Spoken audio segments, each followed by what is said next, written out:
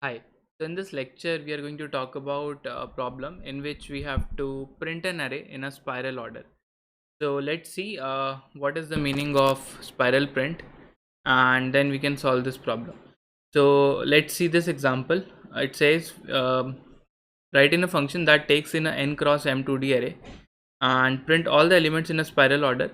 So we have to start from the top left corner and we have to go towards right and then proceed in a spiral pattern until every element is visited. Okay, so for example, in this case we'll go from here, then we will go down, and then we'll go here, and then we'll go here, then we'll go here, then down, and then here. So if you look at this order, it is 1 2 3 4 8 12 6 16 15 14 13 9 5 6 7 11 and 10. So we are actually following this order. Okay, so I hope the idea is clear what we need to do, and now we need to think how do we do it. Okay, how to do. Okay, so what is clear and how we can do it is something that we should figure it out. So basically what we can do is, in one iteration we can define one iteration as one complete boundary traversal of the array. Okay, so boundary means, let's say in one iteration we complete this boundary, then in the next iteration we complete the inner boundary. Okay, so basically we are going to loop like this. So basically in this case we can say in two iterations we can print all the elements in the spiral order. Maybe if it is a bigger matrix, so approximately what is happening is, if it has, let's say, n columns or n number of rows, then we would need n by 2 iterations, roughly, approximately. Okay, so let us assume it is a n cross n matrix, but it can be a n cross m matrix as well. So we will see what happens when we have varying number of rows and columns, but let us see, try to figure it out how we can actually solve this problem. So what I'm going to do is, I'm going to note down, I'm going to take few variables. Let's say there is a variable that denotes what is the starting row in the current iteration. So in the beginning, this would be my starting row. Okay, I can take another variable that will tell me what is the column that I want to print in the right. So basically I can take the ending column. This could be another variable that will be responsible for printing the last column, and we will not print 4 again because we have already printed. Then we also need a variable to denote what is the ending row. Okay, so this we will denote as ending row, and then we will also take a variable that will denote the start column. Okay, so what is the idea? The idea is, first you will print the starting row starting from what index? Starting from start column till the end column. Okay, this is what you will do. In the same iteration we are also going to print the end column. Okay, so in order to print every element, what we need the row number and we need the column number. So we said we will keep the row number fixed and we will iterate from start column till the end column. Okay, then for the end column we can say we will iterate from start row plus 1 till what? Till the ending row. Okay, that's it. Then we will say we will iterate on the end row starting from where? Starting from this point. This column is end column minus 1 till what? Till start column. Okay, and we are going to iterate in this direction. Then we said we will iterate on the start column starting from where? End row minus 1 till what? Till start row plus 1. Okay, this is what we are going to do. So once we are done with these four loops, which are also a part of a outer loop. Okay, so in the outer loop we will have this we will also do repeatedly. Okay, so these are the inner loops and we also will have an outer loop as well. So it is very clear what we need to do in an inner loop, and once these four steps are done, what we need to do, we need to make these pointers point to the inner sub problem. So the inner sub problem would be nothing but the start row would be incremented by 1. So we will have start row plus plus The end column would be decremented by 1, so we will have end column minus minus.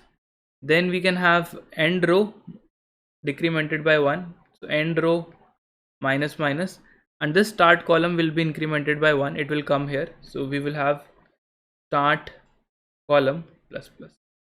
Okay, so this is what we are going to do.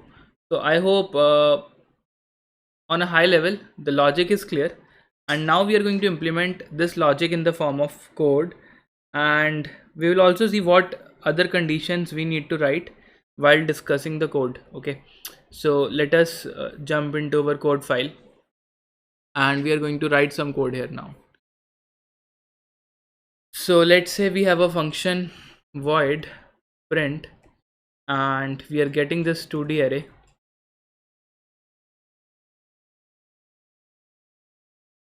Maybe we can have a bigger array as well. We are getting the number of rows and we are getting the number of columns. So what I said, we will take 4 variables. So these 4 variables are start row, that is initially 0, the end row, that is nothing but the number of columns minus 1, the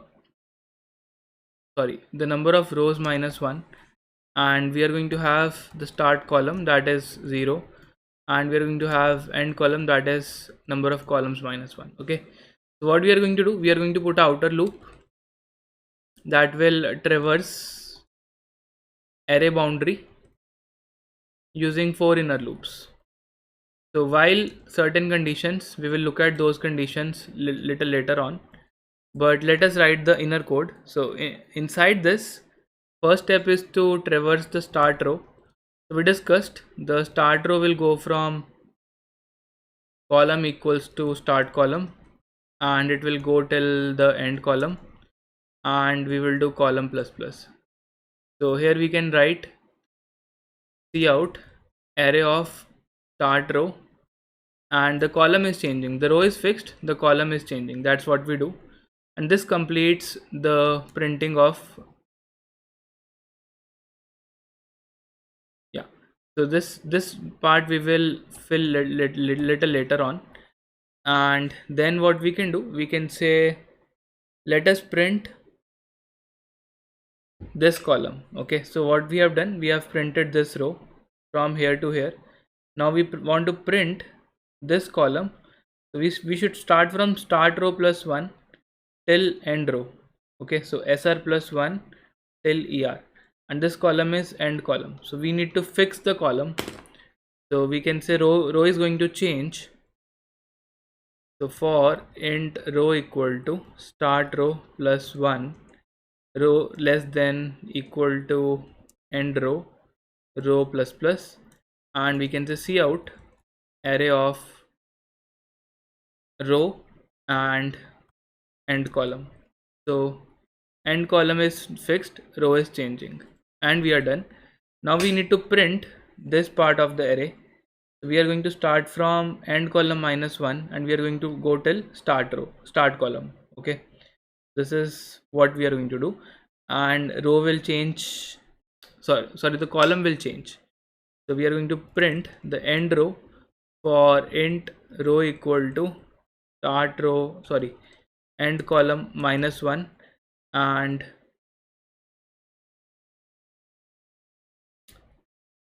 no, sorry, we are printing the end row, so column is going to change.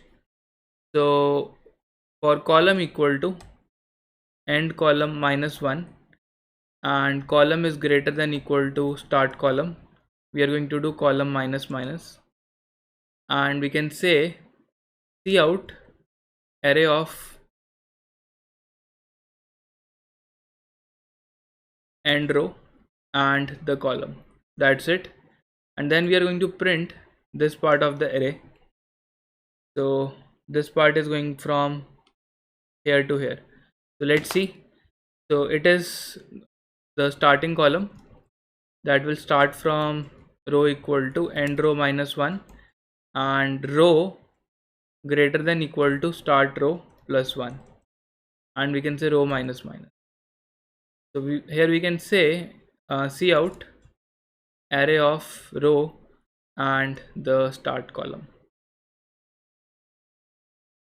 That's it. And now we need to update these variables so that they point to the inner spiral. So update the variables to point to inner spiral. So everything will change by a value of 1.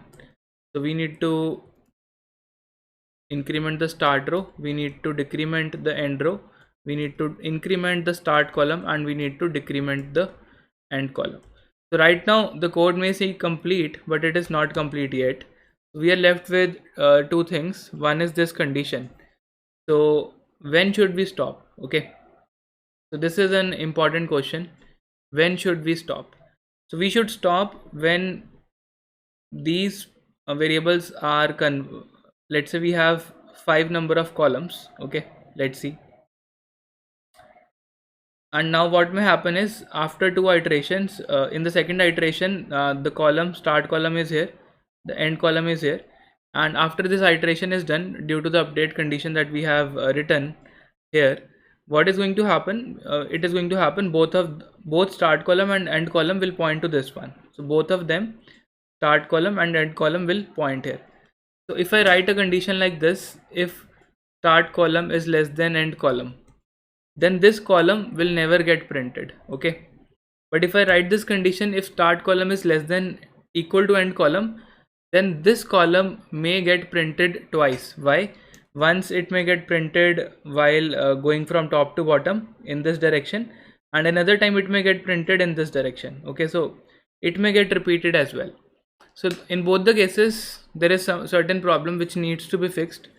So we definitely want to print this column. Okay, and but the problem is, what we can do is to avoid double printing. So first time it is going to printed in this direction. So when we are going from top to bottom, this will definitely get printed. But what we can do is, here we can put a check that if we don't print this column again when we are going from bottom to top. Okay, so for this, what we can do, we can actually put a break statement. We can check if start column is equal to end column, then we can break this loop. So this will actually avoid duplicate printing of elements. Avoid duplicate printing of elements. The same thing is valid for rows as well. So it may happen that the number of rows is less than the number of columns. Okay, so what we want is, let's say we have 3 cross 5 matrix. We have large number of rows, but we have less number of rows, but we have more number of columns. So in this case, the columns will converge late, the rows will converge early. Okay, so we also need to stop if you have finished either the number of rows or the number of columns. If one of them is finished, then we should stop printing. Okay, so you print this row, then you print this row, then both start and end row come to here, and we do not want duplicate printing at this particular row. Okay, so same thing will happen for the row as well.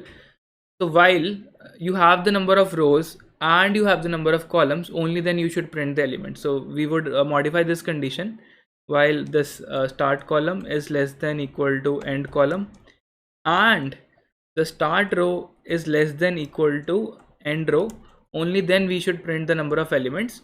Because if m and n are different, then the value which is smaller, that is the number of rows, if it is smaller, then it will converge first. If the number of columns is smaller, then it will converge first. So we should also put a condition here. If start row becomes equal to end row, then we don't want duplicate printing, we should break this loop. Okay, and I think we are done now, and we can now test our code. So this was a corner case and it was little tricky, I guess. But if you think, if you try to visualize what is happening is, let's say you have a large number of you have less number of rows, but you have more number of columns. Then you will print this row, this column, this row, this row, this row, and both will come in this row. So one will try to print like this and other will try to print like this, but the elements are same, they will get repeated. Okay, if we don't put this particular condition. So this is going to happen when the value of rows is odd or the number of columns is odd. So we will also try to run it for odd number of rows and columns as well. But yeah, so let's run this code. So we have dot slash spiral print.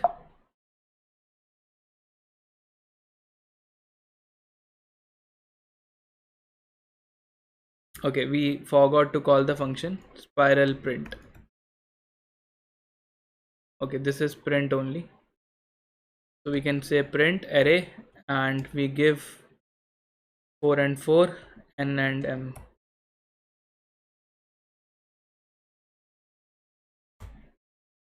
Okay, we should also give a space between every element so that it looks little nice, and we can verify our output as well. So we are getting 1 2 3 4 5 6 7 8 9 10 11 12 13 14 15 16. So if you go through this 1 2 3 4 5 6 7 8 9 10 11 12 13 14 15 16, that means our code is working perfectly fine. And I hope you really understood this logic, and that's all for this lecture.